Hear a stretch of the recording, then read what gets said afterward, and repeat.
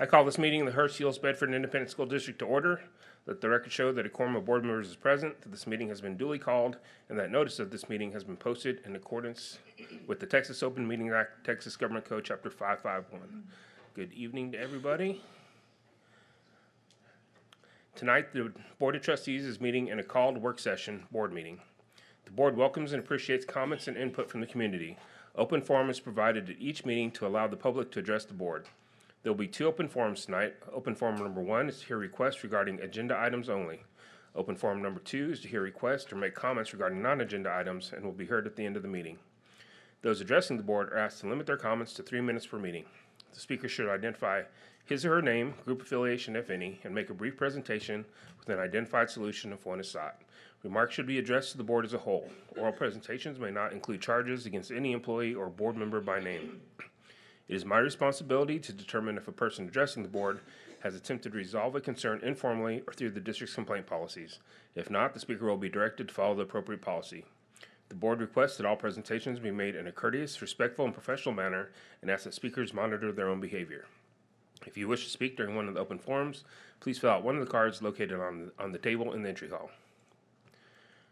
Dr. Harrington, any superintendent comments? Just a couple.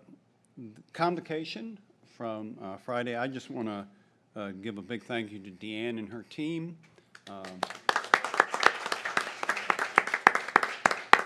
So I think we had a lot of fun, and so we're getting some. She's got the plus deltas out right now, and so we're getting that feedback, and we'll share it once we have it. All right, great. And then the only other thing, I guess school starts Thursday. Hey. Yes. So I think we're all excited about that. And here we go. Yeah, watch out for those blinking lights, everybody. Oh, yeah, they're on. They already started. They're not optional. Yeah. All right, open forum number 1. No cards. Okay, we are not going to use the first closed session. We're going to just wait till the second closed session. So disbursements of the month of July 2023. Any questions on disbursements? Item 6.02, scorecard data, goals 1 and 3. Mr. Streeter. Good evening, and just to remind you that this is actually closing out last year's data, so this is the last 6 weeks. And as soon as I can get, there we go, thank you. So as you know, this is, again, about student attendance and trying to achieve 97% or better, and as we've reported all year long, we've been down compared to how we have been in the past, although our trends do align with many districts around us, if not slightly better. And so if you notice, you look at, we finished at 95.21% this year for the last 6 weeks. So if you really look for the last 6 weeks, pretty flat line, so we're at least steady. We did not have any significant decreases like we've seen in the past. Any questions related to that I can address? All right, thank you.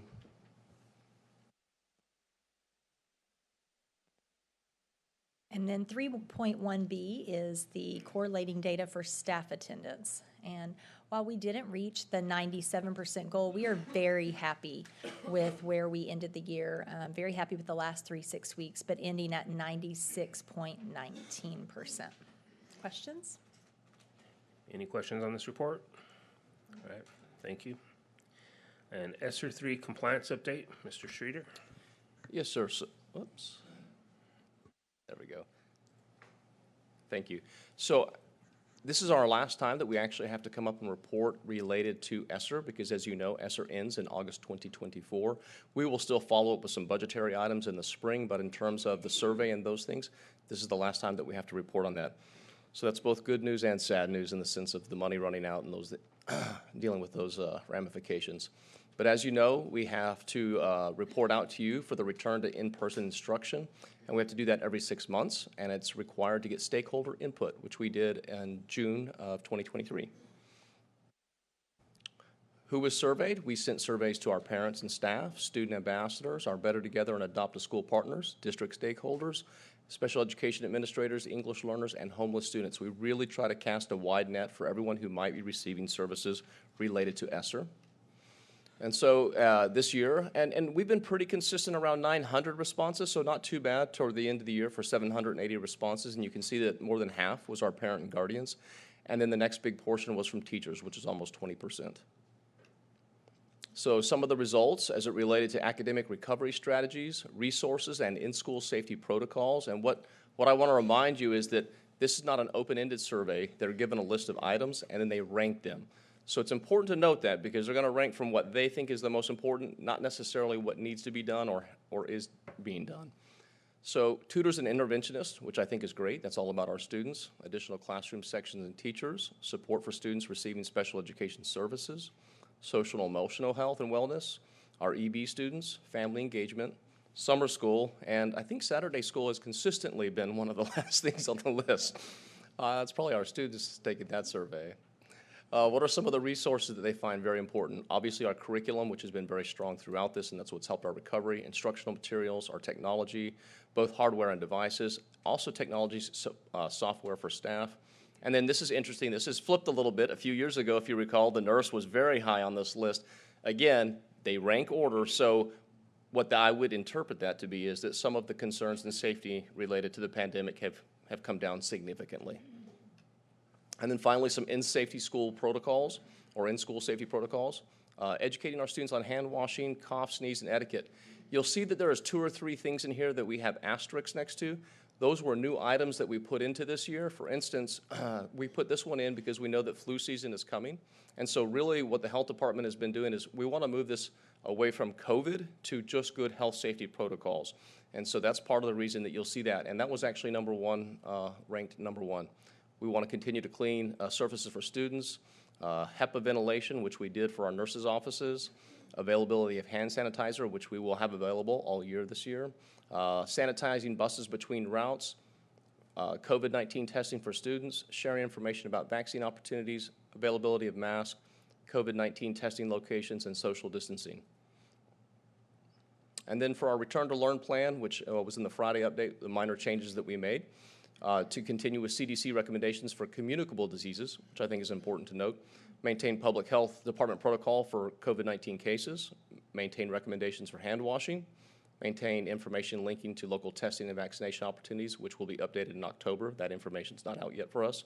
And then maintain availability of hand sanitizer, which we are also doing. And then adjust cleaning process to address sanitation and disinfection, HEPA ventilation. Each bus will be sanitized daily now. We were doing it in between routes, but we're still going to continue to do it every day, but just not between every route. That was very difficult for our bus drivers to do, but it was needed. And then individuals may choose to bring and appropriately wear a face mask for health and safety purposes.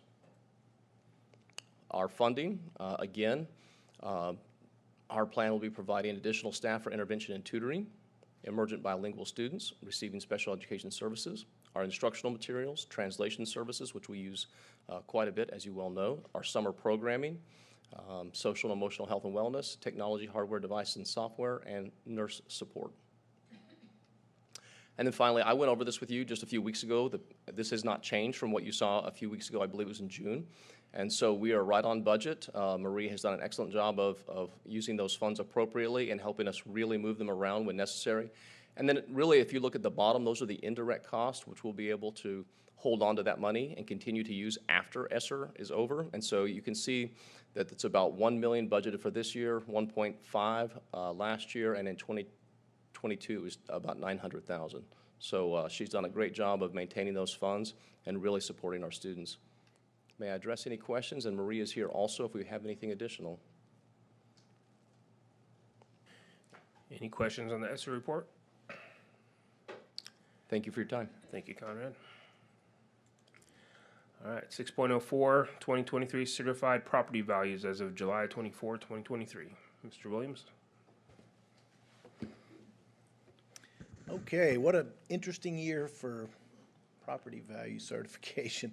As you'll note, there are 2 sets of certified property values. One is at a $40,000 homestead exemption, which is current law, and one is at the proposed $100,000 homestead exemption, which will, assuming it passes in November, the constitutional amendment will take the homestead exemption to $100,000. We had to have both because in order to set our maximum compressed tax rate, or MCR, let me move that to the next slide. We had to put those in at the $40,000 exemption so that TEA could compare apples to apples, because that's what they were last year. So you can see the 40,000 exemption for 2022 was 19,163,428, or 19,163,428,726. 2023 certified values 21,822,091,107. That was an increase of $2,658,662,381, or a 13.87% increase in value. At the $100,000 homestead exemption, looking at it the same way, of course, 2022 remains the same. 2023 taxable value with the $100,000 is $20,085,844,560. That's still an increase of $922,415,834 over prior year values, or a 4.81%. That's also representative of a $1.7 billion loss in taxable revenue. Now, what does that mean? It doesn't really mean anything. We lose the value, but it just shifts it from local tax collections or to state values. Our bottom line, we're still getting the same amount of money. It won't make any difference for us as far as revenue goes in that aspect. The tax rate impact. So you can see in 2022, our maximum compressed rate, or the MCR, was 82.42. For 2023, that rate got compressed down to 74.25 for the initial compression, which was an 8.17 cent drop. But as you know, the legislature also added another 10.7 cents of compression, which drops that MCR down to 0.6355. And of course, we will add our 5 golden pennies back to that. So you've got a total M&O last year of 87.42. This year it will be 68.55, which is an 18.87 cent drop in M&O tax rate. The INS rate, we're proposing to keep that the same at 23.56, making our total tax rate 92.11 for this coming year, compared to $1.1098 last year. Again, that's 18.87 cent drop in tax rate.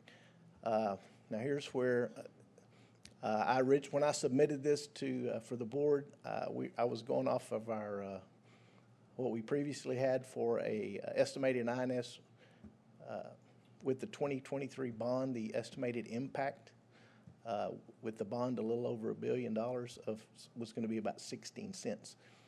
Which would have still been, even with the tax rate going down, we still would have seen overall tax rate a drop of almost 3 cents in total tax rate. Just kind of keep that in your head, because we're going to revisit this slide in the upcoming bond presentation, because I've got some updated data over the weekend from Hilltop Securities, which I've handed out to you, that show those numbers in a little bit better than what it represents right there. So that's it. Any questions? Any questions on tax rate? It's pretty amazing, because I remember, I think it was my first meeting with Ms. Ressler 10 years ago when we first got on the board, and she was telling us that it was the first time HEB had ever been over 10 billion.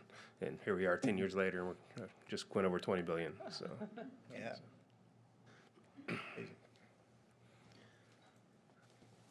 right, let's see, 6.05, architect and bond planning update. Okay. First up, we're going to have Corgan come up and go through their update for the board. And I'm going to turn it over to Susan and Keith and Sangeetha. Thank you. So do we just click it down? Okay. Mr. President, members of the board, thank you for having us. We're pleased to be here tonight to give a little more update. Again, I am Susan Smith with Corgan. With me is Sangeetha Karthik and Keith Cummins. They're here with me because these projects are so large that we've needed some focus, and so the entire time, St. Keith is really focused on the Trinity project, and Keith is focused on LD Bell. So I'm going to have them go ahead and present where we are.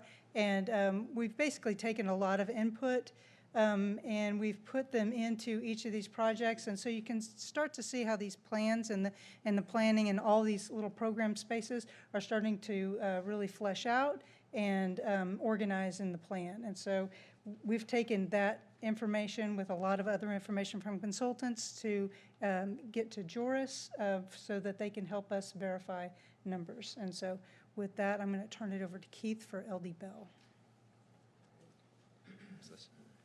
Thank you, Susan. Oh, here. Okay. This one? All right. All right. So LD Bell, first off, this is a proposed site plan of what the space could be. In this site, I know you've seen some earlier concepts, so this is kind of flushing that out a little bit better. With it, you see 3 arrows. Those are the proposed entrances to different spaces within the campus. We have the one at the top, the little bit larger arrow would be the main entrance for your admin. The one just south of that is the entrance to your performing theater, thank you, to the theater space. And then we have our athletic space on the arrow at the bottom there. You can also see here parking out in the front. We also kept the athletic spaces similar where they were, with the exception of the tennis courts, finding a new space for those as well. This is the phasing plan that we've been discussing with LD Bell. Really what we're looking at is 2 large phases. First, building the new facilities just behind where the existing campus is right now. And once that space is built and able to be occupied, then we'd come back and demo the existing space and then provide that new front with all the parking and circulation for the campus. You can see the existing IAC also remaining, so we're kind of building up to it and attaching to that space. Here is a floor plan of where we stand to date. As Susan was mentioning, this is getting feedback from the campuses, from the different departments, and kind of how those spaces start to really form. This is kind of overall of the first floor, the level 1. You see the admin in the red right when you come in, that main entrance with the cafeteria multi-use space just to the north that would have the eating area and also your kitchen located there. Majority of the typical classroom spaces would be right around that, the large courtyard, which is in the center. And as you move south on the plan is where we get into some of the fine art spaces and also your athletic spaces as you move down. We have a few slides coming up that will really kind of focus into some of that so you can really start to see what those spaces. Right now I know they're small boxes on the screen. This is level 2. Again, on level 2, that's really the academic spaces. So you have the green, which is your core spaces, and then in the teal blue color is the career technology space that we have right there. As you move up to the 3rd floor, additional core space there. This is also where you have access to the library space that we have on the campus. And then this is where our science labs are located together on the 3rd level. Zooming in a little bit on some of the performing art spaces, we looked at the stage and the lobby that you have off to the east. As you move back, you have your supporting academic fine art spaces, your band, orchestra, choir. The black box is up to the north, so it has direct access to the lobby as well, along with the theater and the support spaces for that as well. Plenty of storage, plenty of practice rooms surrounding each of the spaces, so you don't have to travel too far to get to any of those from a classroom. Just past the fine arts is one section of our athletic space. This one is including the gymnastic space, PE gym, an auxiliary gym, which actually can fit 2 full basketball courts there, also a separate dance studio as well. And this has support space around it, locker rooms, restrooms that support those activities. Also, there's the wrestling mat room just to the east of the auxiliary gym. The competition gym, larger space, is just to the south of this, which has the locker rooms circling it. This space also would have bleachers above some of this space, so we're getting the opportunity to use a lot of the space, to the max functionality there. Also has support space with weight room, training, also has your offices for a lot of the athletic directors, and the lobby which serves all the levels of the competition gym. Here we just wanted to show you a typical classroom pod. As we laid it out, we identified the different spaces between English, social studies, and sciences. This is keeping it a little more generic because we want to keep those spaces as flexible as possible so you can relocate if the need, if you want one on a different level, in a different location, you have that capability. Most of the spaces lay out very similar to this. They all include a restroom space, a workroom for the teachers, and then some flexible classrooms that can be used for different subjects as those classes might need to grow or fluctuate in size. The breakout spaces that we're showing around the side, those are not enclosed spaces. Those are just extensions to the circulation, to your hallways. So those are spaces that kids can sit down, do some quick studying or homework right outside the classroom, and it doesn't impede your circulation. It's not a separate room, but just part of the hallway there. Just a refresher, I know you know what LD Bell looks like, but just a shot of the courtyard, the current existing courtyard here. And then we included some images I know that we've talked about, really looking at potential palette for the space here, really keeping a lighter palette for the brick, really a lighter wood, some of the glass and mullions that you see here. So this is just something that we're envisioning for the campus moving forward. This is, again, the image of that front entryway as you come in, really the transparency into the visual connection of the classroom spaces and that cafeteria as you come in. Admin right to the left, so being supervised as you walk into the space.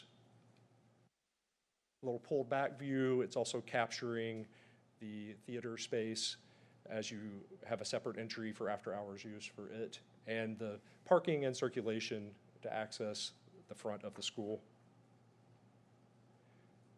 An image of that cafeteria and kitchen space, again, right across from the admin, so good supervision into that space. You can also see that library sitting up on the third floor of this area too. Now, hand over to Sangeeta. Thank you, Keith. Good evening, everyone. We are going to quickly go through Trinity right now. Some of the concepts that you're going to see for this particular campus is going to be very similar to what you saw over at Bell. But the layout of this particular campus is really customized for this particular site. So when we started laying it out, two things came into play. We first had to figure out where the empty space was for the phase 1 to go, and then also be able to capture some of the existing amenities, the courtyard, the trees, the rock croppings that are already existing on the site. How can we use that in our new concept? So the large arrow that you see over there is going to be your main entry, and much like Bell, you have the theater on one side, which is kind of to the screen left, and then the competition gym, the big gym, is going to be on to the south, and it connects directly to the IAC. Reminding you again what Trinity is today. This is sort of an empty chair approach, so we have to first move the students into that new space, then we can go and remove the older buildings, construct over there, and sort of like, do that in a leapfrog effect, if you will. So phase 1 would have the big gym along with a lot of the athletic spaces with close proximity to the IAC, as well as the existing athletic amenities are pretty much going to stay where they are. Phase 2 will have predominantly the core classrooms, the administration, the cafeteria, the kitchen, and then the last phase would be the theater and the performing arts areas. Since this is also going to be an occupied campus and the phasing is a little bit more complex, we need to make sure that the students can access all of these spaces while school is in session and construction is going on. And in Trinity, we've got a lot of topography, so we were able to utilize that in order to lay out the campus. What we are seeing here, we're calling it level 0, which is going to be closer to the street. This is going to be your performing arts areas. So you have the theater, the lobby, and some of the ancillary spaces that ring around the first courtyard. We do have enlarged plans, so we can dive into that in a little bit more detail. Level 1 is going to be the main level. So you've got the entry, the administration in the pink, the cafeteria and the multi-use space right across from that. We've got the special ed areas in the light purple, along with the core classrooms. And then all of the athletic areas are way on the other side of the courtyard. Much like Bell, we did meet with all of the departments. We also met with the new principal to go over some of these spaces, got some feedback on the administration. This is a work in progress. There's still quite a bit of detail. There's enough detail for it to be a tangible plan, but there's still quite a bit of nuances that need to be worked out. Now going on to the level 2, you'll see that the theater area and the big gym will have their functionalities that will continue because these are big volume spaces. We've got the career tech in the teal, closer to the theater, and all of the core classrooms in the green. Much like Bell, the idea is the same, the flexibility, the idea of having a resource classroom, the idea of having a workroom for the faculty, and to be able to provide those breakout spaces because we know that students are always sitting on along the corridors working. There's also going to be design details included in the plan, so there'll be at least a visual connection when kids are working outside the classroom. Going on to level 3, which lays out pretty much similarly, and as you move through the floors, you'll see only the core classrooms continuing. And the last floor, which is the level 4, is going to be all science labs along with the support spaces. It does include spaces for breakout as well as a resource room for the teachers. Diving into the visual and performing arts area, you've got the lobby with the after-hour function. You've got restrooms close by, the black box, so you're able to have performances and still be able to close the rest of the campus when you have events. The scene shop is located in close proximity to the stage. The orchestra, band, choir, and all of the support spaces lay out right behind it. There's also access from the band area to their band practice parking area right outside. Going into the athletics, again, very similar to the thought process of Bell, just the layout is a little bit different. You've got the big gym with the lobby area. Again, the floor of this gym is accessed at that level 1, if you will, but all of the spectator seating are elevated. That allows us to tuck in some locker rooms underneath, along with some shared team space. You've got the mat room right close to the gym. You've got the ancillary gym, the gymnastics gym, the PE, and the dance spaces all in that same area, and that corridor again connects back to the IAC. Going back to the core classroom pod, much like Keith talked about, the classrooms are laid out for maximum flexibility. You'll see some thinner black lines in there, that those represent glazing or glass that is able to provide the visual connection when students are working outside the classroom. This classroom pod, if you will, nominally lays out the same between the different core classroom functions. We know that Trinity's character is very unique. The landscape plays a very important role. We wanted to be very respectful of the site, the context, as well as the culture. We knew that the connection to the outdoors played a very important role in whatever solution that we came up with. This is a design palette that we chose based on what's already there, that pays homage to the existing building, but also looks relevant to the times it's being built. So this is what we've envisioned for Trinity High School, showing the main entry as students walk up to the cafeteria library space in the front, the multi-use space, along with the administration onto one side, showing the courtyard in the middle. And this is a bird's eye view that shows the entry into the campus, along with the theater, the after-hours entry. Some of the stepping or the grading that you see is just already what's on site. There's about a 70-foot elevation difference between one corner of the site and the highest point. And instead of trying to level the site, we are able to leverage what we already have to avoid the cut in the fill that happens. So this is the cafeteria multi-use space. Again, it's very open. It is flexible to be able to be used throughout the year for different functions.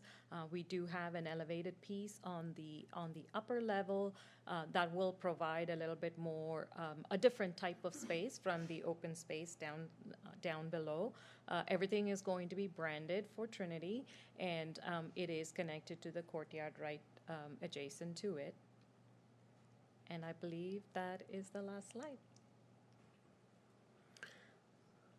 All right, do we want to do questions now, or do you want to do your part first? Okay. Any questions for the architects on this presentation? So I might have missed it, and I'm not an architect. On any of these, Bell or Trinity, can you show me where any of the elevators are? Sure. Yeah, they look like gray boxes on the Oh, is Trinity that what they one. are? Okay. I saw the stairs though. I don't know if we have a pointer. I think the, oh, Okay. Okay. do you see it? And then the same way with Trinity too, we've located. Should I go back? Yep.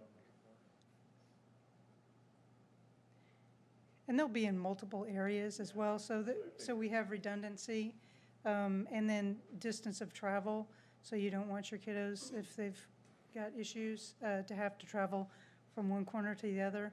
So they'll be located in such a way that it's ease of travel, so especially at Trinity, at each one of these bars, you'll have at least one, and then Bell, there'll be at least two in that, In the yeah. And then in the theater area, we've got multiple levels as well that need to be accessed, so. Any other questions? I have a question. So I'm looking at the last page of our PowerPoint, and it goes further than your PowerPoint.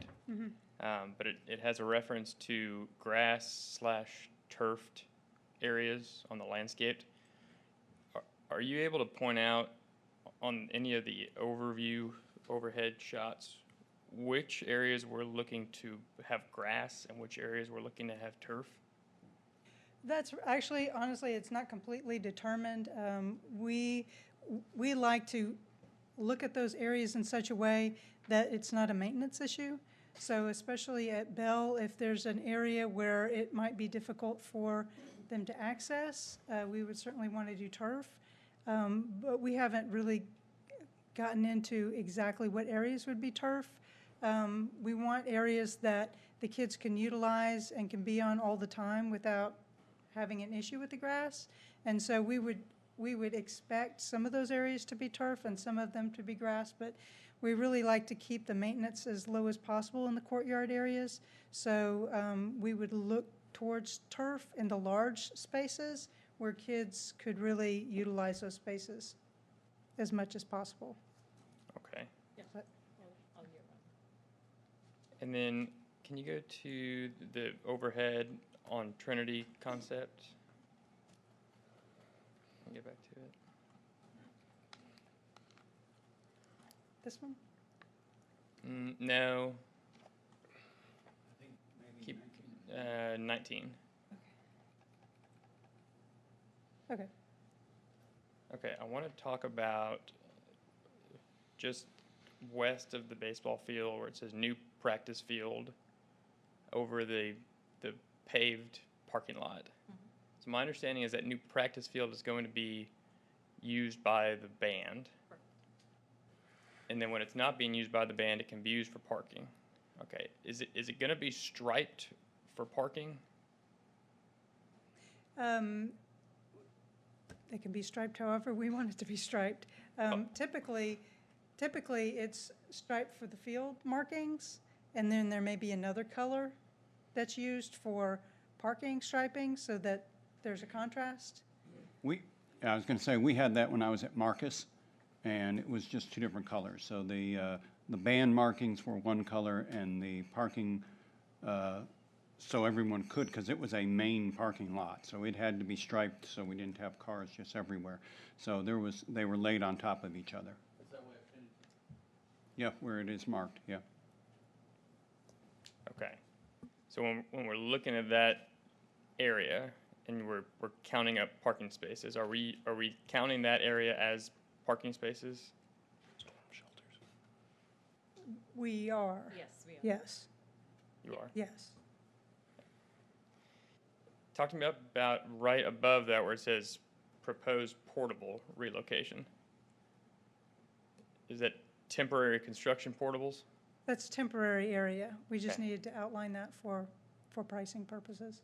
So I saw that there's a $850,000 of temporary classroom building allowance just for Trinity, not for Bell. Can you talk about that? Sure. That has to do with the special needs students. They're in one building that just happens to be right in the middle of everything, and it did not seem to be a conducive place for them to stay. So we looked at other options on the campus to move them to. We looked at even possibly moving them to the building where the counselors are. When we went in that building, it's all load-bearing masonry. So we looked at other options, and there's some manufacturers that do custom portables that we think are the most cost-effective way, because it's not, temporary, it's still several years. So we needed to make sure that those kids are accommodated the way they need to be, and so that's what that funding is, and it's specifically for Trinity because they're the ones that have that issue. Okay, and then they'll be gone when Yes. construction is over. Correct. No portals. Okay. Correct. Can you go to the overview of Bell? Same slide, but for Bell.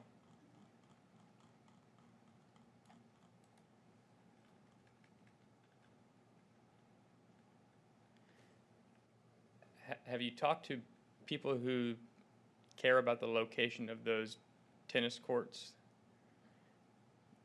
The coaches or the athletic staff, and have they given any concern about the location so far away from the buildings? They have not given a concern to us for the location, and there's parking that's provided in that area as well. So they have not given us any issues that they have with the location of the tennis courts. And I talked to Coach Fielder today, and he said the main concerns they had were the restrooms, which are being added on the back of the Raider Bowl, and then parking, which has been added, and then they were worried about some shade availability. Those were the concerns they had on that facility. And so they've added the parking, and I think that's a row. I think the stands are shaded, correct? I think, or one of those areas is. Yes, we can provide shades for stands. Okay, so is that a walking path? It is. The restroom to the tennis courts? It is, and it's a type of bridge structure that Joris can talk about. But the restroom concession, the coaches wanted it located in the area that we've got it shown, and due to floodplain issues, it needed to be located in that area. So that is a walking path / bridge.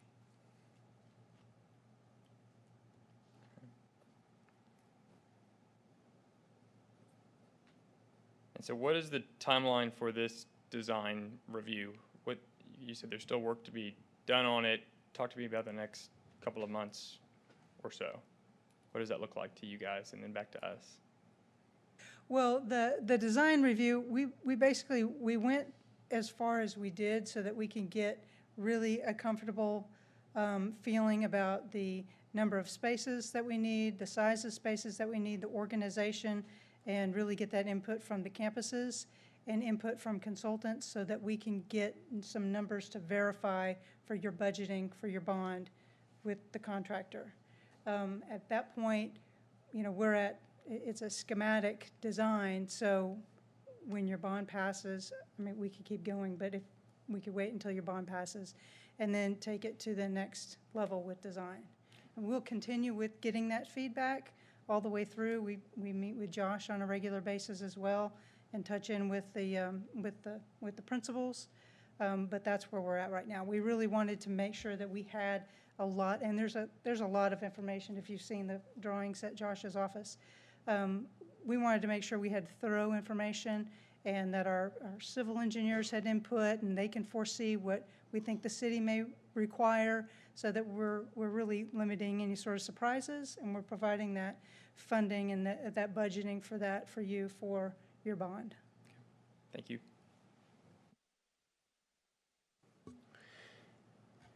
Have we discussed storm shelters? We have storm shelters shown, and they will both be in phase one. They're in the athletics area right now, so we've identified an area, and we've gone over that with the functionality with Josh and the principals. At first, we had an area located, and then we were including the gymnastics gym, and then we realized that all that equipment would be up all the time, and it's probably not a great place to put kids in a storm shelter. So we rearranged some of that, but it's athletic spaces, dance spaces. Okay. And one of the things I was thinking about as I was going through the numbers, and it's hard to tell just by looking at numbers, and I don't know if we're that far along in figuring out finishes, but I know durability in any school is a huge deal. So thinking about finishes going down hallways and what are the finishes on the hallways, have we had any discussion about that? We put all that information, of course it's preliminary, but we put all that information in for George to do pricing, and so terrazzo is included in hallways and big main areas. So terrazzo for floors and walls, or? No, the floors, and it'll go up the wall just a little bit, and then we'll have some tiles, Tile, okay, big, large format tiles, so. okay. I saw single-use restrooms throughout both of the designs, but I couldn't get a feel for whether or not there were single-use athletic lockers. So most of the single-use restrooms that you see in the plan are for staff and faculty. And because, you know, in the core areas, because we heard time and time again that, you know, there were no restrooms for staff. But as far as the locker rooms go, you know, we do have a program.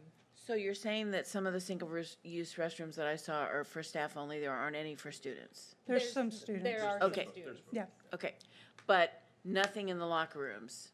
Just, I want to make sure we I think know that what all the you- way through. Yeah. Yes, we do. For the example, future, here, This has the as things, two for No. staff in a typical classroom, and we also have There's a- one a single use. single use also for others' use as Good. well. okay, And yeah. that's, and that's every. But I also want us to think about that in the athletic areas. And the fine arts areas. That's a very good point. Thank you for bringing that up. All right, any other questions? All right, thank you very much. Thank you.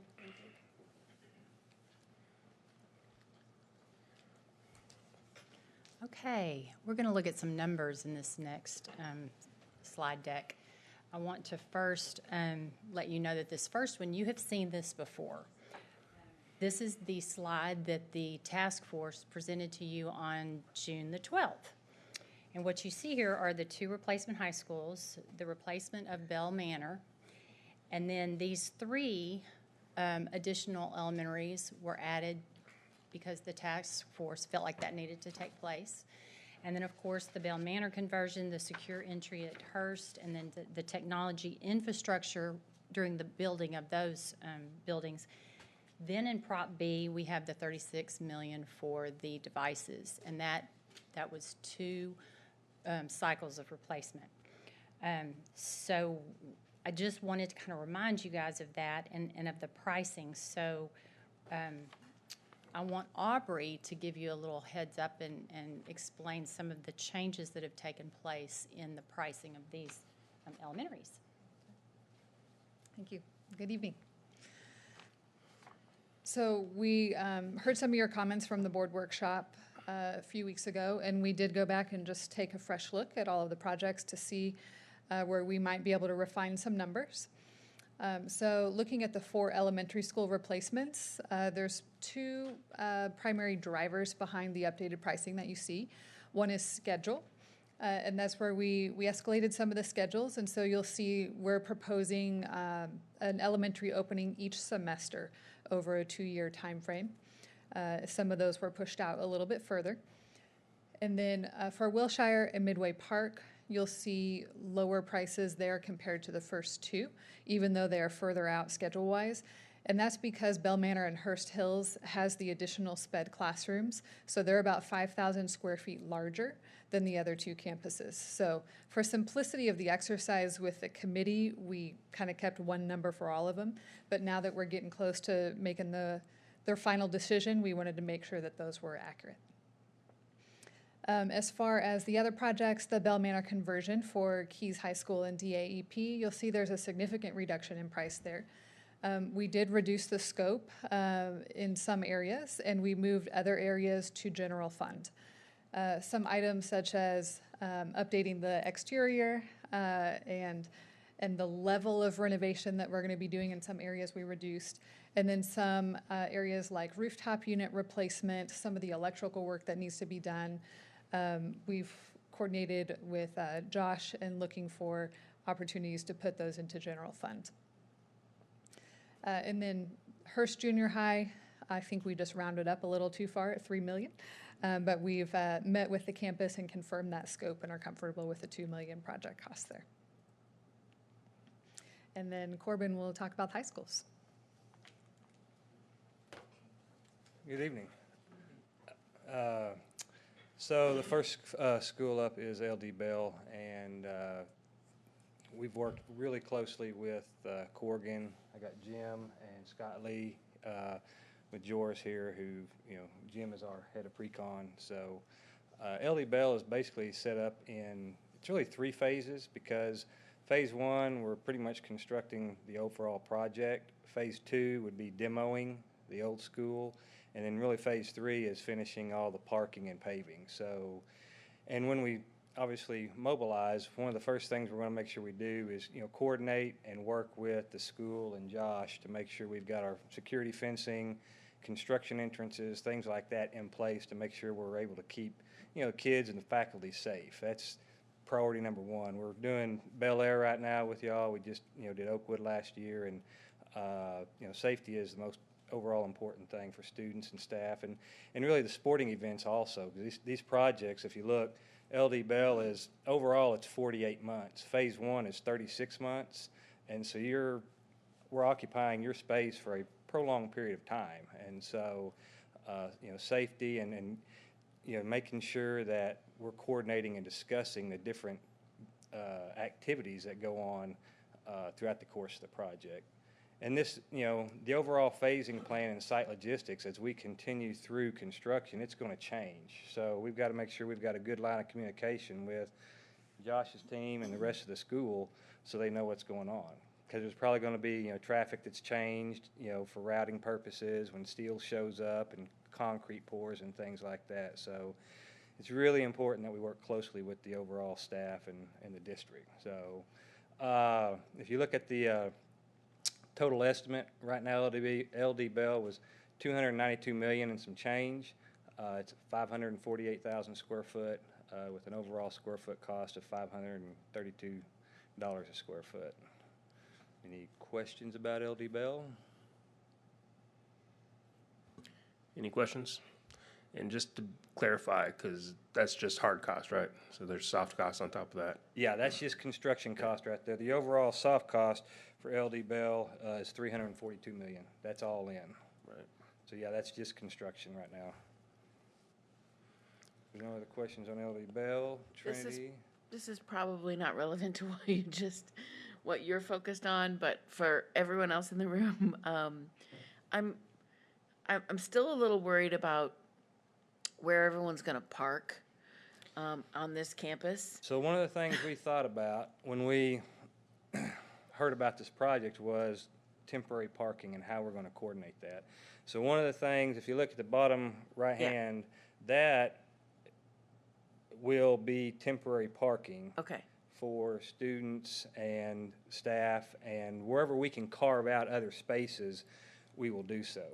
I'm not so worried during the day because I think that will accommodate it. I'm more worried when there's a big game or a big performance. Ma'am. And I don't know, have we thought about, can we shuttle people from Pennington if we get in an overflow situation? I don't know. It's just a thought. Tell you one thing too. Yep. Excuse me. Upcoming soon is the Bedford Beats and Eats, and we're already working with the city of Bedford. And essentially, if you can think about where Bell is and where we're doing that at, they're going to be shuttling from Pennington Field right now. So we're setting up light schedules and everything out to help to accommodate the city. Same thing can be done for us. Okay, okay. Very good. Any other questions on Bell? Trinity's a little bit different of a project. It's a little more complex. Bell is pretty straightforward where you've got one phase, really three phases. This has 4 phases. And it's pretty much one, we have to build one before we can go to the next. Same concept here. Once we move on site, we're going to set up fences, security, things like that. We'll work with the school and Josh's team to make sure that, everybody is safe. That's, priority number 1. Phase 1 is the athletic area, and that has a storm shelter in it. So that's the first phase we're planning on tackling. And that is a 15-month schedule. The overall schedule for Trinity is a little longer because it just covers more space. As Corrigan mentioned, there's an elevation difference between, the front of the property and the back that, it's just going to take some time. So phase 2 is the, academic wing. So that's the next phase, obviously after phase 2. And then, phase 3 following that. The last 4th phase is basically taking down any existing structure and coming in with the rest of our parking to accommodate the, final project. The overall estimate for Trinity is $292 million. It's 540 square foot. It's a little smaller than LD Bell, only because of the site logistics. I mean, each project is specific to its own site. So you'll have more corridor spaces, vestibule spaces in LD Bell. It's about 8,000 square foot, but obviously programming is all probably the same minus the sped. So, and then the $541 a square foot for Trinity. Any other questions, Trinity? I think I covered everything. Thank you. Okay, so this next slide shows the pricing reduction on both of those to the data that you were just provided. What I want to do next is share 2 options that the executive leadership team want to share with you tonight for you to take into consideration. You have seen the Proposition A. Aubrey went through each of those numbers. So what you have where it says Prop A total, that is the reduced from the 982.8 to the 978.8. What we would like to propose in this first option is to reduce the one replacement cycle in the Proposition B, which would lower that amount to $18 million, bringing the total bond to $996.8. The second option we would like to share tonight has one addition, and I've underlined the 2 changes in the option A and option B. If you look at the safety and security, it's including the $2 million for the secure vestibule at Hurst Junior High, but what we want to do is add another $500,000 to provide equipment for the House Bill 3. That would be at all of our elementaries and any other equipment we would need at the other schools as well. So we see an opportunity to provide that safety and security piece to our students in our community. So, are there any questions about those two items before we? And let me just add on that House Bill 3 equipment. Dan can talk probably some more specifics, but we were talking about uniforms. We were talking about the possibility of safes that we'll need in the buildings.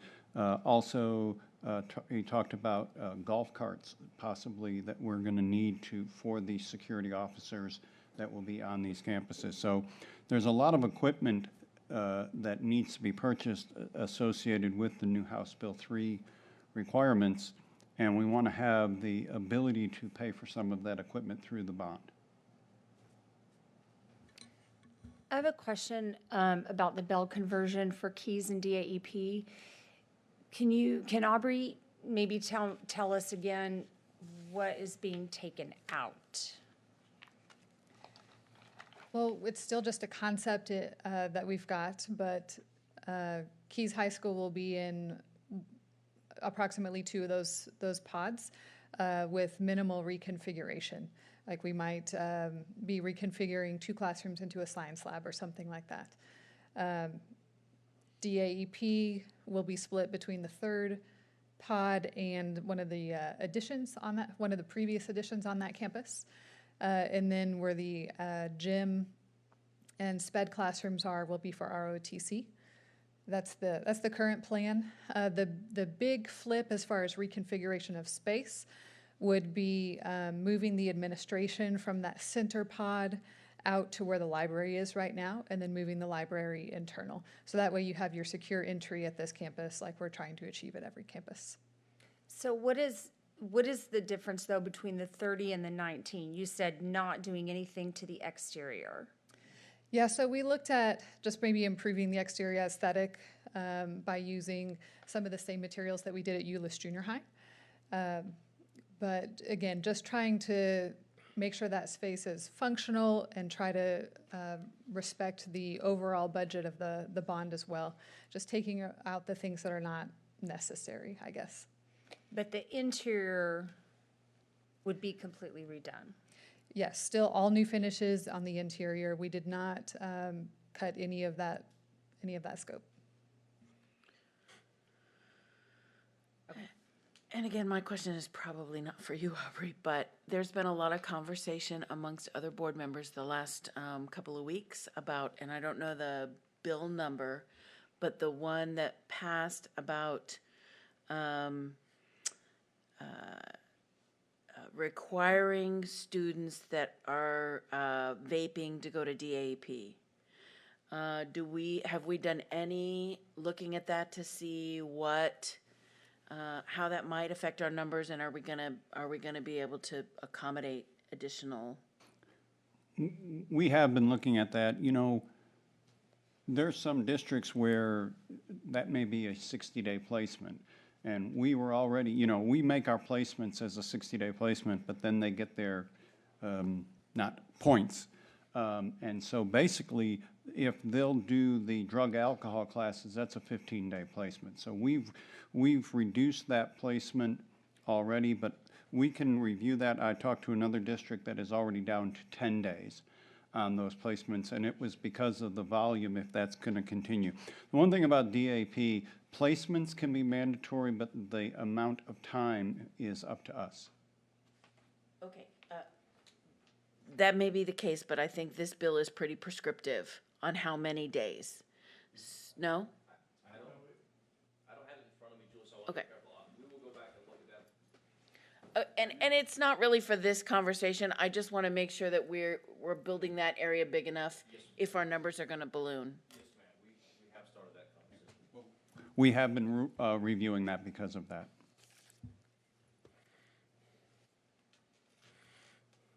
All right. Any other questions up till now? All right. Before I leave this slide, I just want to point out that the total original bond amount was $1,018,800,000, and the projected cost of the option 2 is $997,300,000. Okay, I told you earlier we would come back and revisit this again. So this is the same slide we looked at earlier when we were talking about property values. The only difference is, you can see I gave you a handout that I got from Hilltop George Williford with Hilltop Securities, sent this to me late yesterday. So instead of the original, when we were looking at the $1,018,000,000 figure, that estimated INS tax rate increase was for a little over 16 cents. Based off of this new value of $997,300 proposed, option 2, along with certified values that we now know what they are for the current year, and then projecting all those out and keeping in mind they do a very conservative estimate. You're looking at a tax increase of only 13.76 cents, so a little bit less than what we were looking at before. You match that against the 18.87 cent drop in tax M&O tax rate this year. If the bond is approved, our taxpayers will, even with the 13.76 cent increase, still looking at a 5.11 cent decrease in overall tax rate. Now keep in mind, this is worst case scenario, and it's assuming we sell every bond we can all at once. We won't do that. We'll do it over a period of years. Values will continue to increase most likely, and then like I say, we'll sell a certain amount of bonds to get us through the first phase, another amount to get us through the next phases. So in theory, our tax rate could stay fairly close to flat for the next several years. And Toby, I just want to repeat what you just said, because I've only seen this since I've been on the board, one previous bond.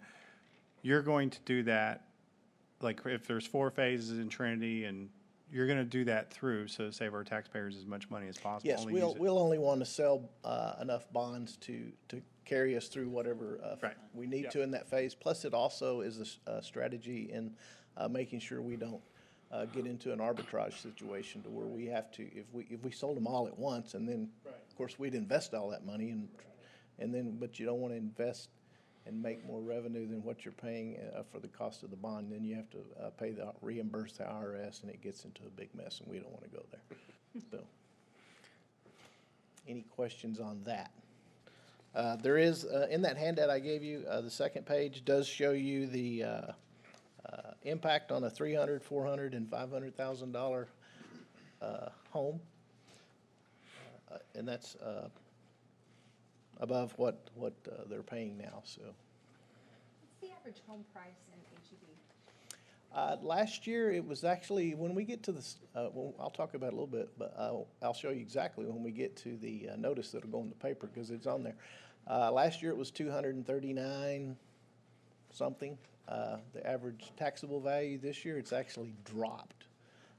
Taxable value. The market value has increased, but the taxable value has decreased. So that's the taxable value after the homestead exemption. Yes, it impacts those numbers. So, like I say, we can look at that when we look at the notice coming up. Any questions there? Okay, what's next? Deanne?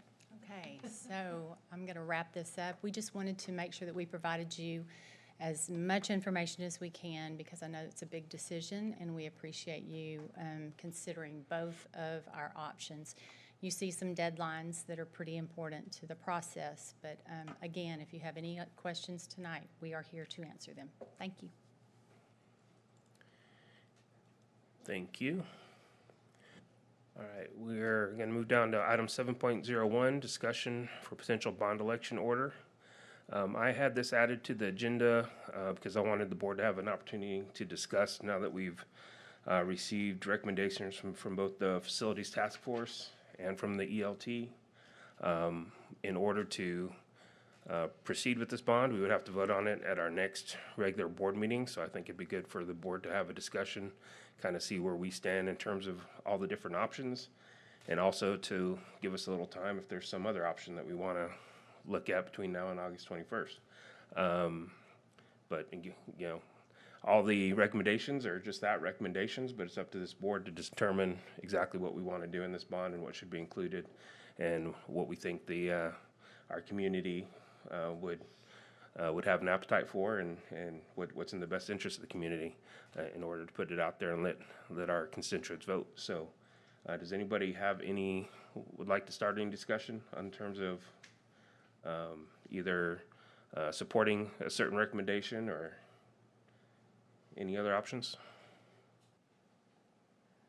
I have one question that is probably a dumb question, but the deadline to call the election is August 21st. We meet at, in the evening on August 21st. That's not the deadline to file the paperwork, is it? I mean, like, are we gonna have to file by midnight, or No, the board just has to take action. okay.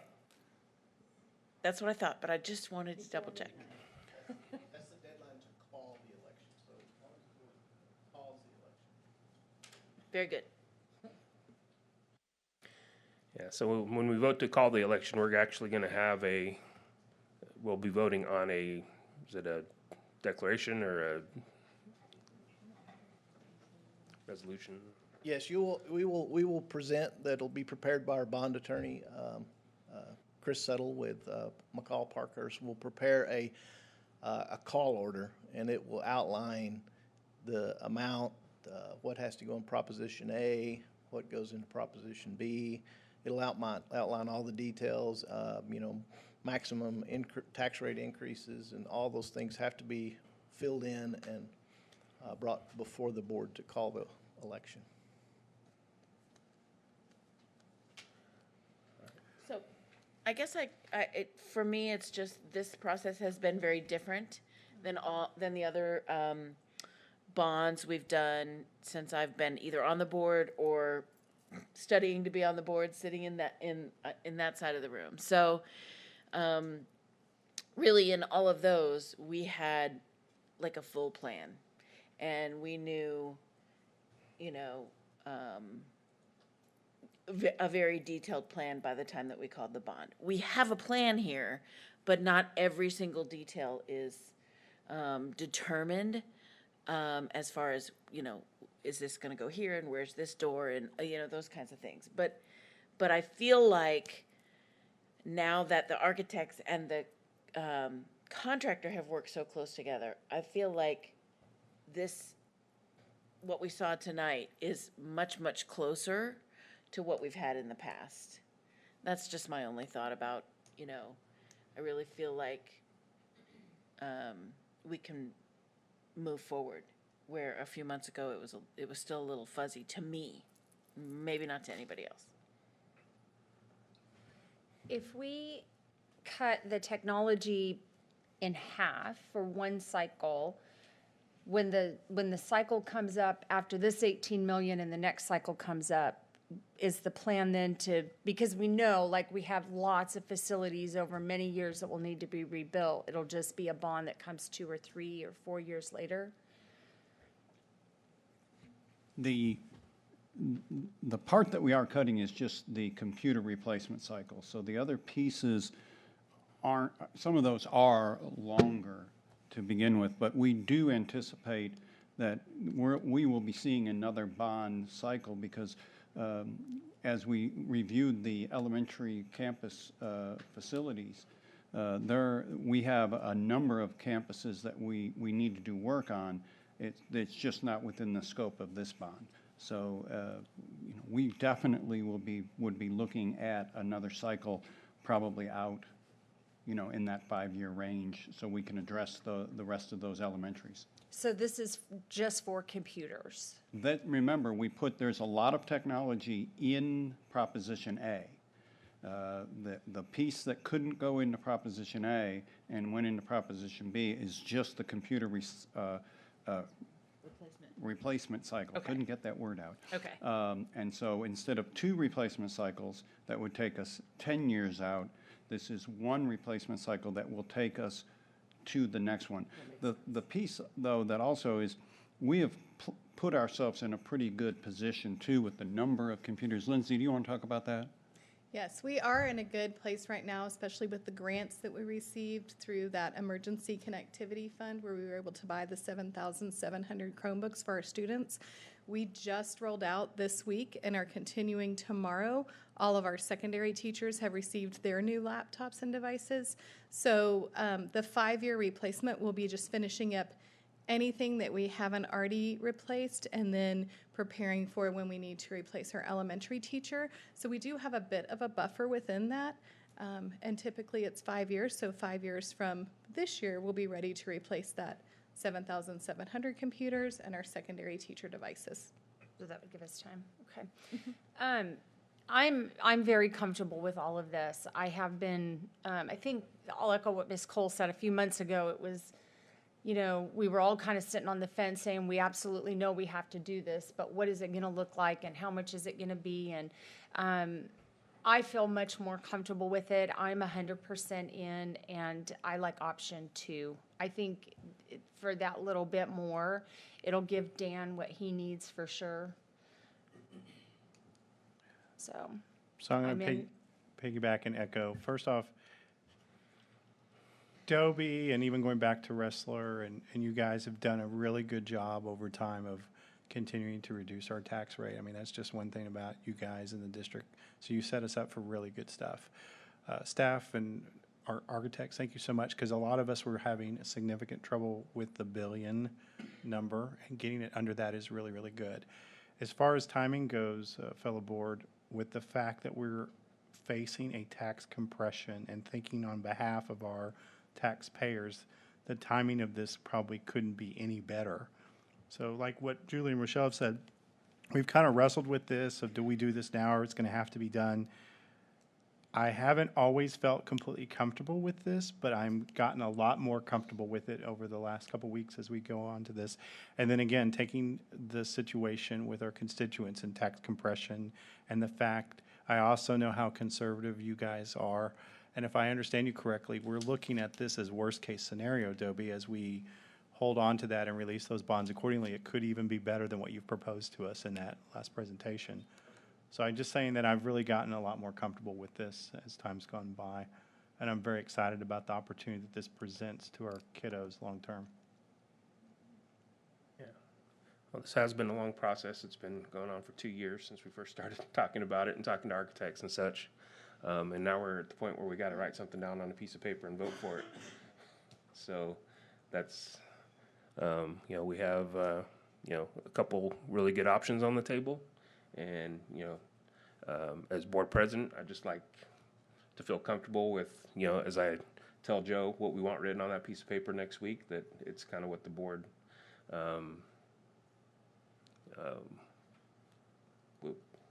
it has a comfort level with it, and is kind of what we think we need to move forward with. So that's what this discussion is about. So any other input? So as we continue to sharpen our pencil on these numbers, you know, to Julie's point, there is still some that's going to change, and we've asked this almost every time. Just want to make sure the answer is still yes, that when we go and tie ourselves to this 997 number on the ballot, we're comfortable that the guaranteed maximum price will come in at or below this number. Not Cork. Juris? Yes. It is. There are, I think they can speak to this more, but I believe there are a lot of safeguards, conservative estimates calculated in there.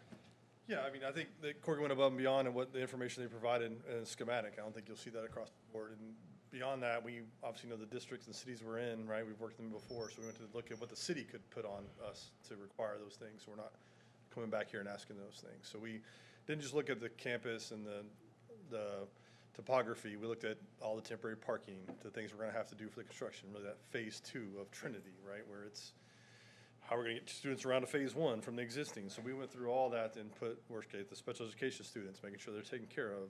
So there's a lot of things. We did a lot of what ifs with the team to go through that to make sure that our GMP will come in with that amount for the schools. And we've obviously done a lot of that. Elementary schools, I think we helped Huckabee with a little bit of that numbers as well on that side of it, because we've done last 4 of those for you guys as well. So, yes, we're comfortable with that. Okay. You could spend 3 hours going through all that. Jim would love to do that, but we don't want to have to put you through that tonight. I'll tell you what, I'm gonna go ahead and just step up. So this is part of what we have with the team. George is one. Don't forget, we have all the elementaries. That person's not standing here tonight. So essentially, I've been stepping into that role, trying to run those schedules. I've been working with Stoney, who's done a lot of jobs with us. We spent time in the construction shack laying out. That's one reason why Aubrey and I stayed over one day, and we kept running those numbers, kept running them, trying to look at that. And so we have a plan that that's how we anticipate opening one every semester, is because we took that idea of, could we eliminate 18 million, and how could we do that? So we've been running schedules and phases and looking at Bel Air and using that as an extrapolated model to go and do that onto all of the elementaries. So we'll be doing something similar, bringing you some other options that we need to do that we have not done in the past. So CMR is a little new to this district, but this is one of the reasons why we feel comfortable in bringing you this number and being able to say we can do this in the future. All right. Then I'm good with option 2, Matt. Thank you, Chris. Matt, I'm Done? good with option 2 as well. All right. Like Michelle said, it's not that much of a difference. You might as well option 2. All right. Any preference, Andy? Are we voting? No, we're not voting.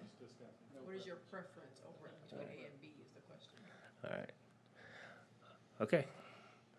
Well, I think we will move forward with writing up proposal, option 2.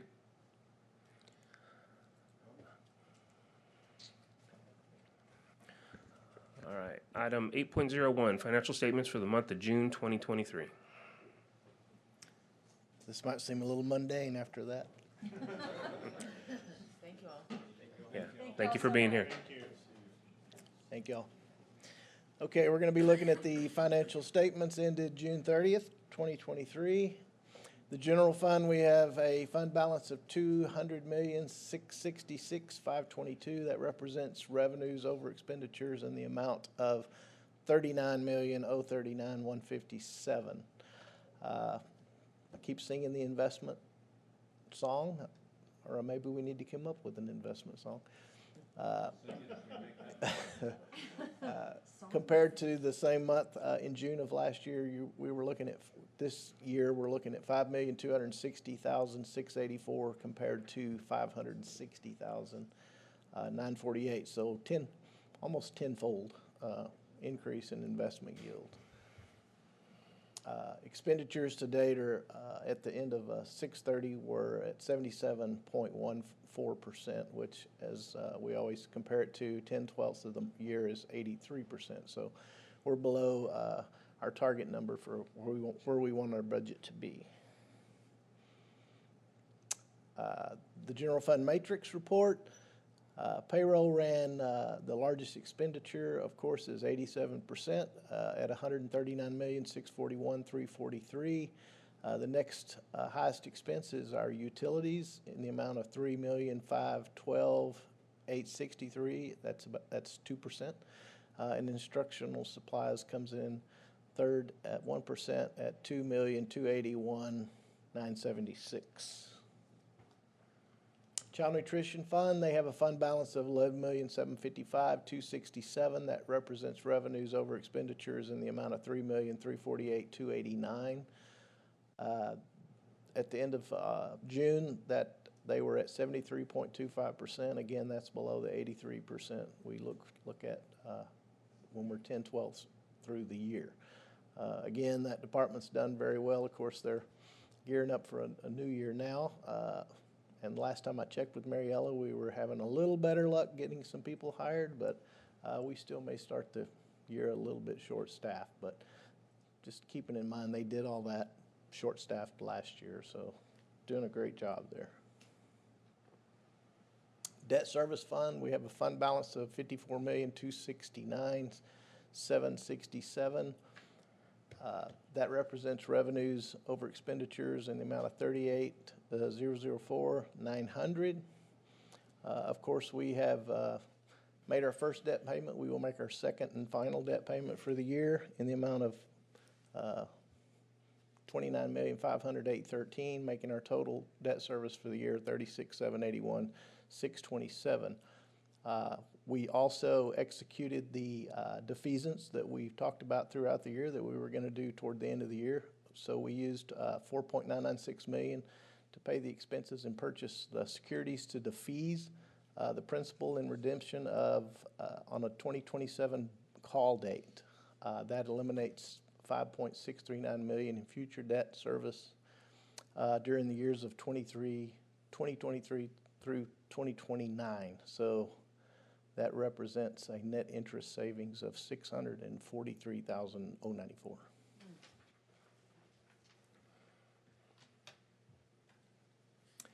Pre-K CK fund, fund balance of $358,422.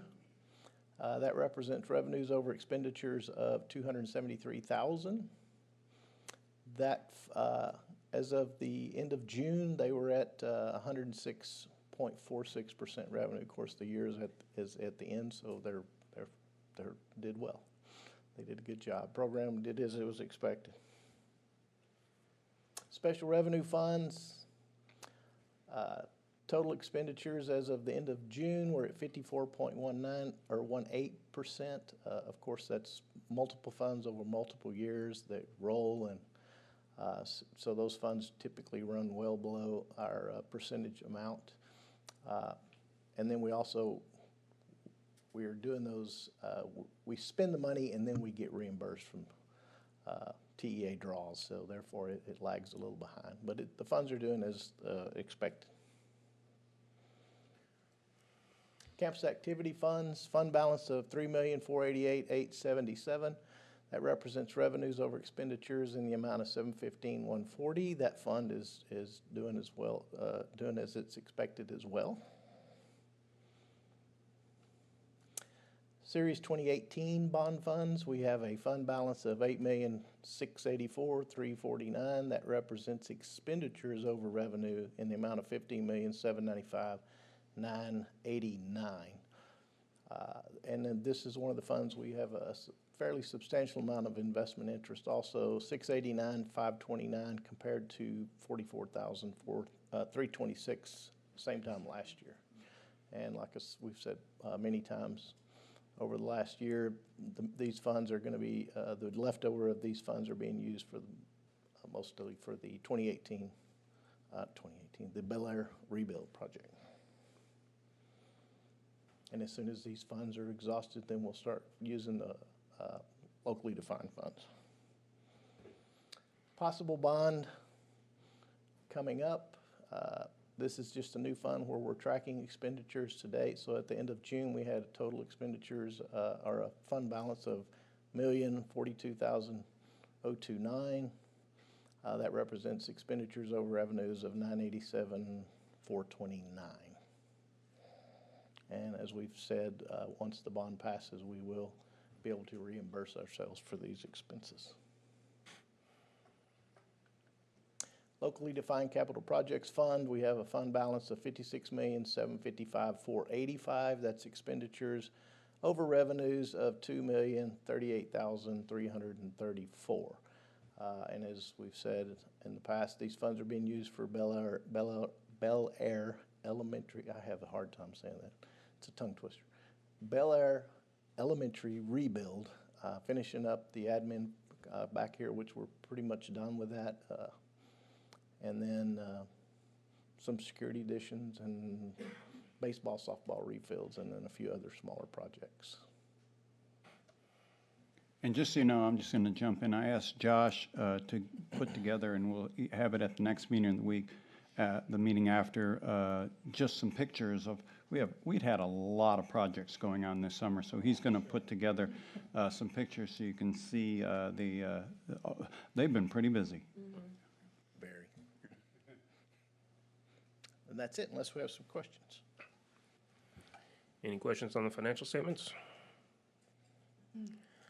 All right, thank you. All right, 8.02 RFP 22-03B, Career and Technical Education Supplies, Equipment, Services, and Related Items. Mr. Kerbo. This is amendment to an existing agreement for educational instructional materials and supplies to support the CTE program at Buinger. With the addition of the welding program, we were challenged to find sufficient vendors out of the existing pool to be able to provide the items that are needed to be able to support that program. So we took the opportunity not only to solicit vendors for that, as well as open it up to the other programs that are over there. And as you can see by the result in the vendor list that we're presenting to you, that there were a considerable number of vendors that we were needing, so that allows us to be able to provide more resources for those programs. So that's what we have. All right, any questions on this RFP? All right, 8.03, general liability, umbrella, and commercial auto insurance renewal.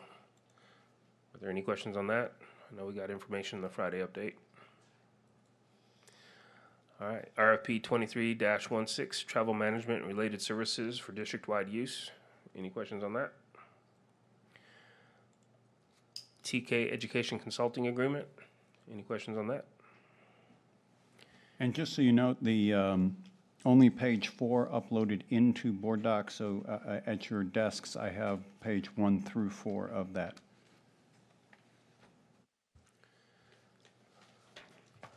All right. 8.06, Birdville Regional Day School Program for the Deaf Shared Services Agreement. Any questions there? And finally, application for expedited state waivers. Yeah, the waivers, this year, we will be putting in 4 waivers. The 3 of the waivers are 3-year waivers, and so we haven't seen those for 3 years. The modified schedule, foreign exchange student, oh no, those are the 2. We had 3. One of them fell off. We no longer have to do the accelerated instruction. Staff development is done yearly. So we always come back, and that's for the 2,100 minutes. So those are the waivers that we're asking if we can put in. Joe, would you read the foreign language exchange student one to me? It is. Would you read that? The expedited state waiver will allow the district to limit the number of foreign exchange students to a number that is 5 or more per high school. This is an interesting thing because your other option, so Matt was asking me about this too. The expedited state waiver is for 5 or more. There is a general waiver you can put in for not less than 5, but 5 or less. So do you go with the 5 or more, or do you go with the 5 or less? Because as a district, we have set, and for a long time, I don't know the history, but we take 5. So that's what I was saying. I guess we could take either waiver. One year, several years ago, we took a 6th.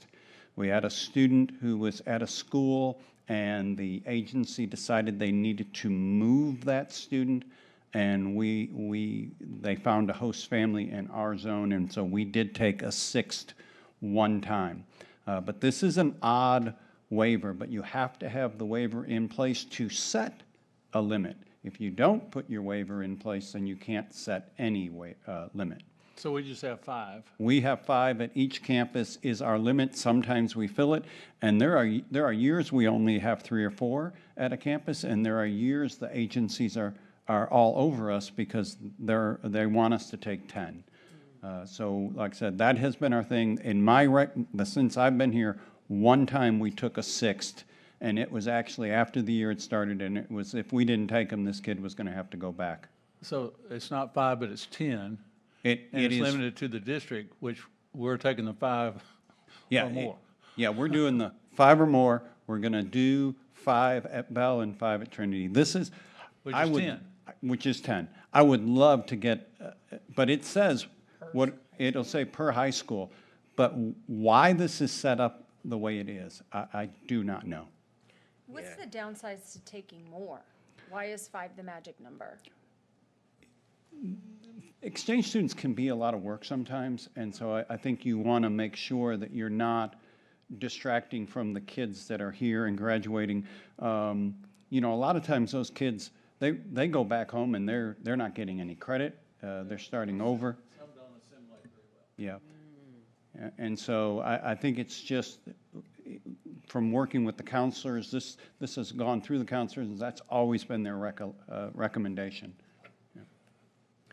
Yeah, and it's very confusing, the language. I asked about it twice because I was so confused. I'm like, it doesn't make sense to have a limit or more, and that's not a limit. That's like the opposite. So I was confused by that, but I mean, one thing about agencies, I think we also have a policy that we only take one student per agency at each high school. They tried to do that to make sure that we honor that because there are multiple agencies, but then if they're not filled, they will get up to the to the 5. Yeah, and I don't know if it ever comes up, but sometimes a family might want to have 2 foreign exchange students at the same time, and they can't because you can't have 2 from the same agency, and you don't want to be dealing with 2 different agencies, so that can be a issue also. So. Seeing as how we just did this, so. Yeah, we had a very good foreign exchange student, so if you're listening, Ellen, thanks. She's in California right now, so. All right. So action items, consider approval of notice for public meeting to discuss budget and proposed tax rate for 2023, 2024. Mr. Williams? Okay, this is actually not a requirement of law, but it is, TASB used to recommend as a best practice to have the board approve the notice that will go in the paper for the budget and tax rate, and it is there. Do we have it on? To pull it up? It's there. It's there. Okay. And that's probably the most important thing of this notice is the Vader rate, or what used to be called the rollback rate, and it's a little bitty section about third from the bottom that just basically says if the district adopts a rate higher than this, which I believe that came out to 92.332, I don't remember what it was, then we would have to have a rollback election. But we were proposing on a total rate of 92.11. So. It is very small. Anyway, this is the notice that will be published. It shows the location, time. It does have, as Rochelle asked about, the average market value, the average taxable value, and as you can see, that average taxable value went down just a little bit from last year. So. All right, any questions on this notice? This is an action item, so I'll accept a motion. I move that the board approve the notice of public meeting to discuss the budget and proposed tax rate for 2023, 2024. Second. I have a motion and a second for the board to approve the notice of public meeting to discuss budget and proposed tax rate for 2023, 2024. Please vote.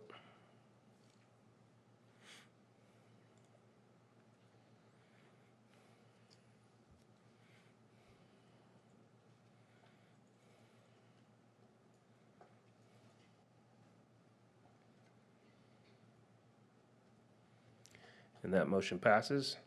A public hearing discussion on the budget and tax rate will be held on August 21st, 2023.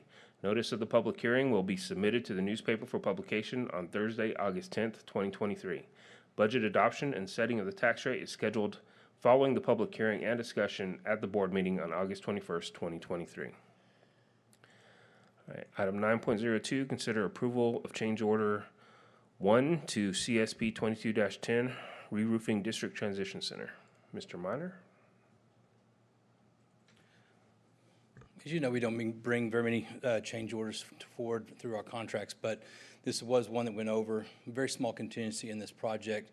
We did take a hit from storm, which is what created most of the damage and the overage on that. So we just wanted to bring this to you to make you aware, so we can also go ahead and approve that, and I can pay out the contractor for the annex. Any questions? I'll accept a motion. I move the board approve the change order 01 to CSP 21-10 Re-roofing District Transition Center with Flynn BEC LP as presented. Second. I have a motion, a second, for the board to approve change order 01 to CSP 22-10 re-roofing district transition center with Flynn BEC LP as presented. Please vote.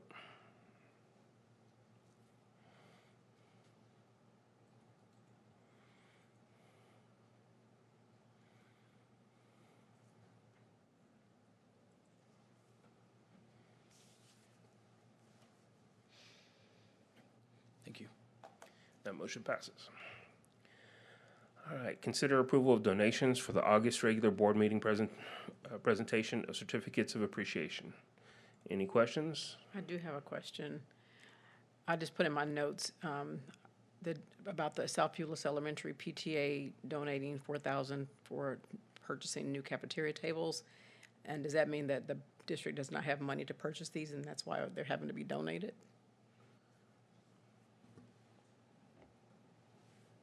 I,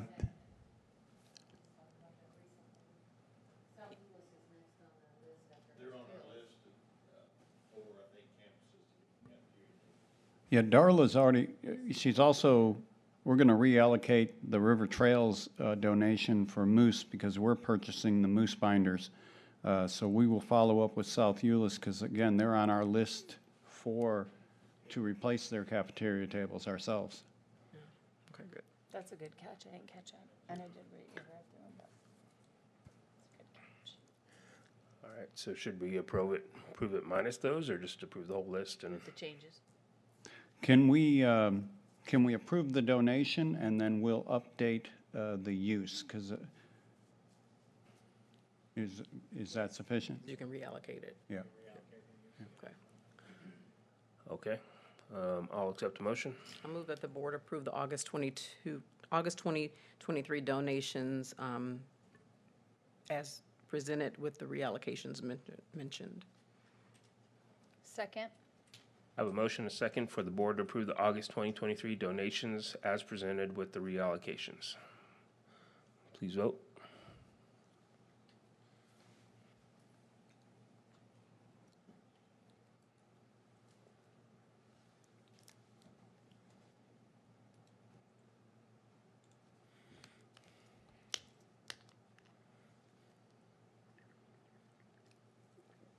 And that motion passes.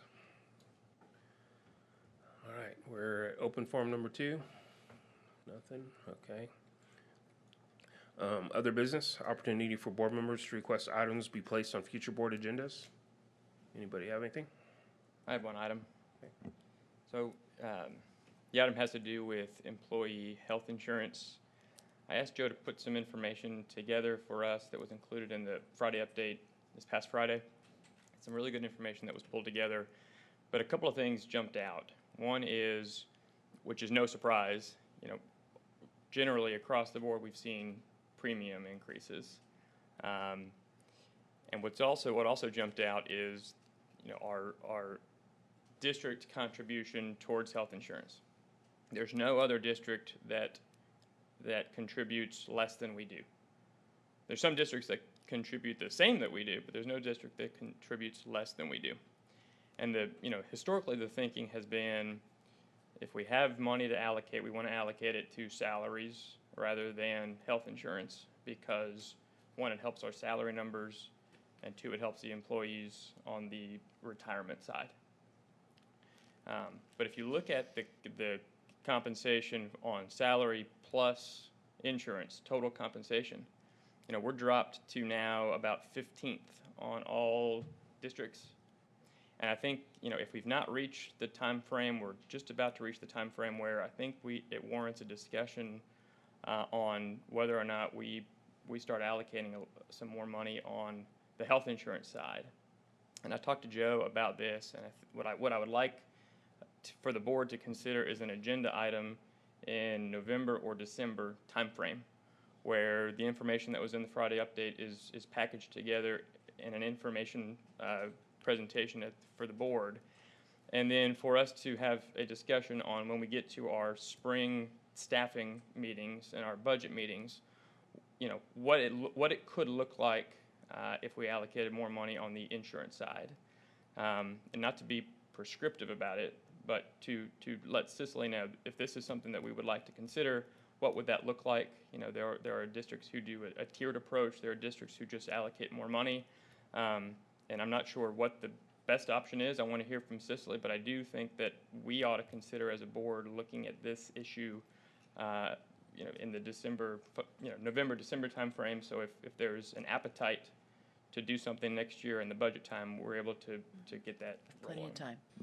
I support this. I was going to call Cicely the other day, and then I realized it was like a board day, and she was probably busy, but I had left a note on my desk to call and see if Cicely could just take 10 minutes to actually go over all that with me, because it was so much information, and I thought I understood it, but I just wanted to be sure, because I had the same concern. Their deductible amount went up, their premium amount went up, and we gave them raises, but it didn't seem like it would cover everything, so they were still in a deficit. So I definitely support this, because I had it on my list too, that we might need to look at it. I think that's a good point. So I support it. I second it. And during SLI, I attended a session regarding insurance, so I think we should really look at this overall anyway. It may be time to consider something different anyway. Okay, so you have enough to add the agenda item? Yeah, we can't discuss it too much, but, yeah, there's a lot of interesting information there, so good to dive into. All right, review of board activity chart. Yes. Yeah, Rochelle.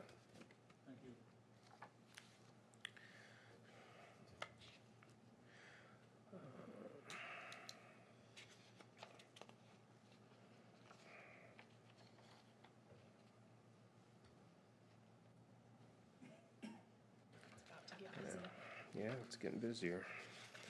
It looks like we have things pretty well covered, so thank you, board. All right, 11.03, discussion of TASB Board of Directors, Region 11, position B and C. Do you want to take this one, Ms. Cole? Yeah, I'd be happy to tell you a little bit about this. This position is currently filled by Justin Chapa of Arlington ISD. And I will be honest, I didn't know Justin very well until I was a part of the board. But he has impressed me quite a bit. He is currently serving as the committee chair for the Resolutions Committee. And so he's deeply entrenched in some pretty important work. So my recommendation would be to keep Justin in that position. As far as the position for position B, that is specific to Fort Worth ISD because of their size, and there's no opponent. So just in position C is the one we need to worry about. Position C, is that he's up for re-election? Yes, they're 3-year terms, so he's been in that for 2 3-year terms now. All right, so in order to make an endorsement as a board, we'd have to vote on it, right? But we don't have it in as an action item on this. There's no, It's not due until the 29th, so we could. okay, so we could do it on the next meeting? Okay. All right, there's some information about all the different candidates, and, you know, we just heard Ms. Cole's recommendations, so we will make a motion and vote on that at the next board meeting. Did anyone else have any questions about it? All right, so we are going to adjourn into closed session pursuant to Texas Open Meetings Act, Texas Government Code Chapter 551. The board will adjourn into closed session pursuant to sections 551.071 to 551.076.